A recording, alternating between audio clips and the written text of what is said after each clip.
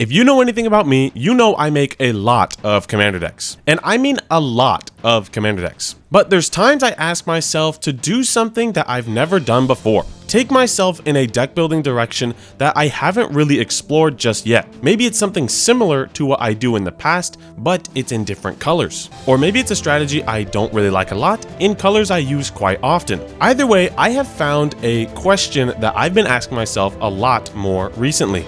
Is it play Beatdown in Commander? I asked myself this question and I took a ton of time to figure it out. So today we're answering the question, is it play Beatdown?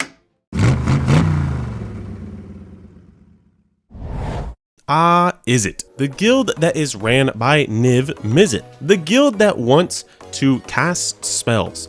A lot of spells. When you think of blue and red together, you probably think of some sort of spell slinger archetype that wants to storm off and win the game through maybe non-creature combat damage and a ton of burn effects. You cannot have Izzet and Storm not in the same sentence in most cases. However, me as a simpleton, I don't quite understand how you can do something like this and win consistently. Not to say I haven't been playing Spellslinger or haven't ever in the past. As you know, I really enjoy this archetype. But for me, I wanted to do something a little bit out of the ordinary and have a Beatdown deck. An Izzet deck that wants to Spellsling, and yet its primary win condition is combat damage. Now, this isn't super uncommon. If you look at the most popular commanders, you can see things like Ovika, Bria, the Locust God, Brutaclad, and even the new Captain Howler is a really cool commander. For me though, I knew that I still wanted to cast a ton of spells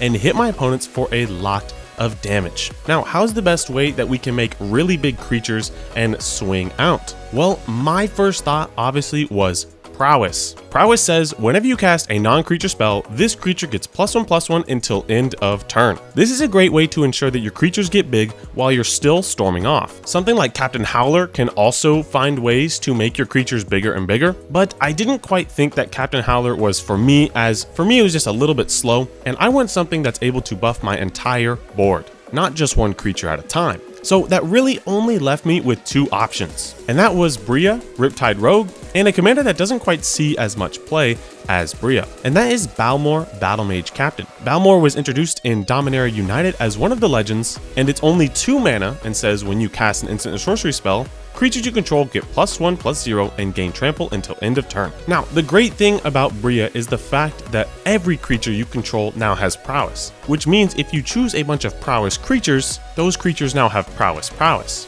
But the same can be said for Balmor Battlemage Captain, although it's only for instant and sorcery spells, and they only get +1/+0. The key word for me though is trample. Bria, whenever we cast a non-creature spell, allows our creatures to be unblockable this turn. Bria is absolutely insane, but another thing that comes with Bria is the fact that people know how strong it is, so you're much more likely to be hated out of the game with something like this. And while I could have made it work, another final straw for me of not choosing Bria and choosing Balmor was the fact that Bria was 4 mana and Balmor was only 2. Balmor is the type of commander that you can play on a later turn and still have plenty of mana to storm off that exact turn, whereas you're usually just hoping that you can untap with Bria in order to win on turns 5, 6, or even 7. With Balmor, you can cast Balmor whenever you feel like it, and usually you will still have enough mana to storm off. Now, we do still love Bria, and in fact, Bria is in the 99 of this list. But now we've chosen our commander, and here is how I proceeded to make a deck. When I was looking at other players and how they have decided to build Balmor, a lot of them decided to make token decks. Other players are choosing to run cards like Young Pyromancer, Murmuring Mystic, and Talrand Sky Summoner. I am not one of those players. For me, I decided to just fill my entire deck with a lot of prowess or prowess-esque creatures. These creatures make it so I can have a relatively small board state at any time, but because of the fact I'm casting so many spells, I get that much more value out of it. The problem with token creators is the fact that they are just way too slow. You need turns where you're able to storm off once in order to make the tokens, and you need a turn where you're able to storm off again in order to make those tokens big. But you're not really able to do both, unless you add something like a haste enabler. But if you add a haste enabler, only a few of those cards actually get the buff at any given point. Not only is that really hard to keep track of, but also it's not nearly as powerful as it could be. I really only wanted to choose one thing.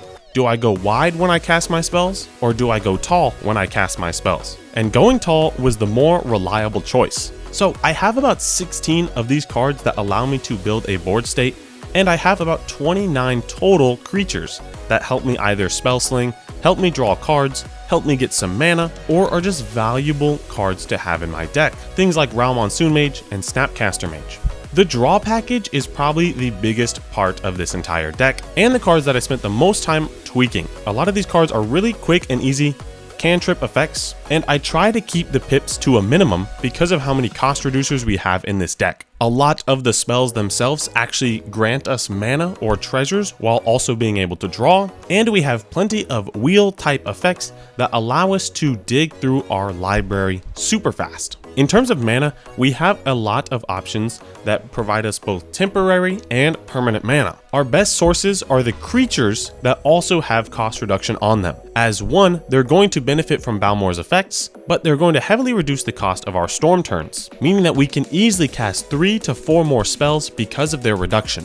Our removal package is relatively small, and we try to keep it as efficient as possible. Things like Flusterstorm are just pretty synergistic, even though it's not incredibly necessary. Pongify allows us to choose a creature that we might want to destroy. Resculpt allows us to exile artifacts that might be indestructible, and Snap lets us be able to almost net mana from playing it, while also being able to just be a free spell on our storm off turns that can get rid of crazy blockers. Now, the reason we have such little removal in here is because we have so much card draw that you're most likely going to have at least one of these every couple of turns, and you're usually going to be able to see at least 1 to 2 pieces of removal a game because you are drawing through so much of your library. And lastly, we have the value section. A lot of this value section is here to help us either re-storm off the next turn if we end up whiffing, by finding ways to give our spells flashback or escape, or playing something like a Mizzix Mastery that can, one, be played on a storm turn, but also be played the turn after in order to re-storm off. Distant Melody is added because in most cases it's going to be a 1 mana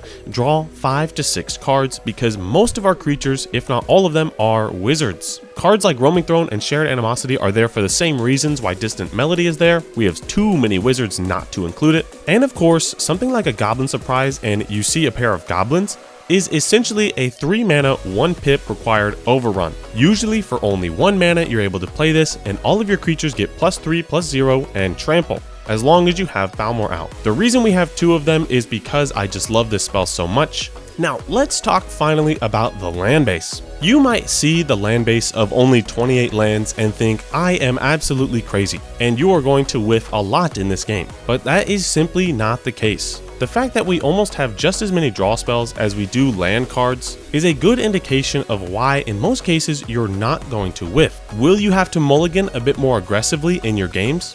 Absolutely. But do you have a really great chance of just drawing into a land every single turn?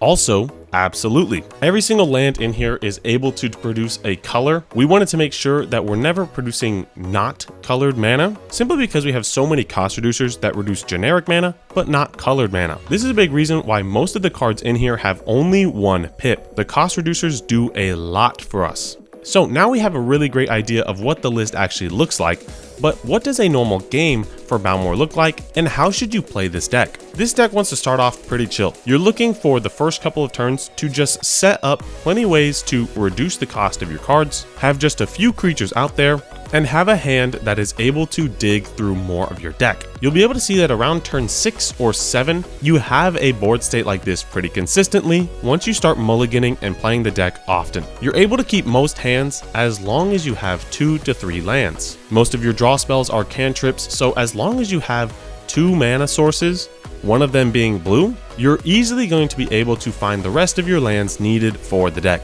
So we get to turn 6, turn 7 maybe, and now it's time to storm off. Hopefully at this point you've been able to keep your life total relatively healthy, either through efficient blocking or the fact that you've sandbagged quite a bit and somebody else is the bigger target. Most people that play against this deck don't really know how much damage you're able to dish out, because a lot of the actual pump spells are in your hand. So on any given turn, you are somewhat seen as a threat, but you're still trying to lay low and make sure that you actually have it. It's important that you probably try to communicate with the rest of the table on whether you have something good in your hand that can help the rest of the table. It is not uncommon for this deck to be able to cast 6 or 7 spells on a single turn with a couple of multipliers and about 3 to 4 creatures that you're now swinging out for a total of 40 or 50 damage. So if people are scared of that fact, you just have to make deals with them, reassure them that you might not be swinging their way, or try to deflect and speak with the rest of the table about who actually might be the biggest threat. When playing a deck with so much hidden potential energy,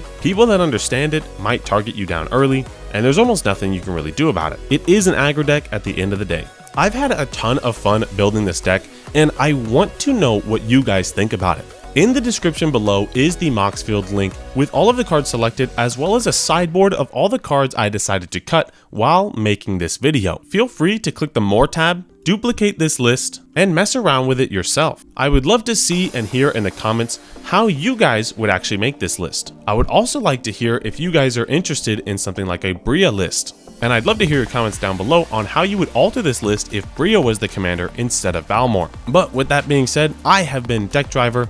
Thank you guys so much for watching, and happy brewing.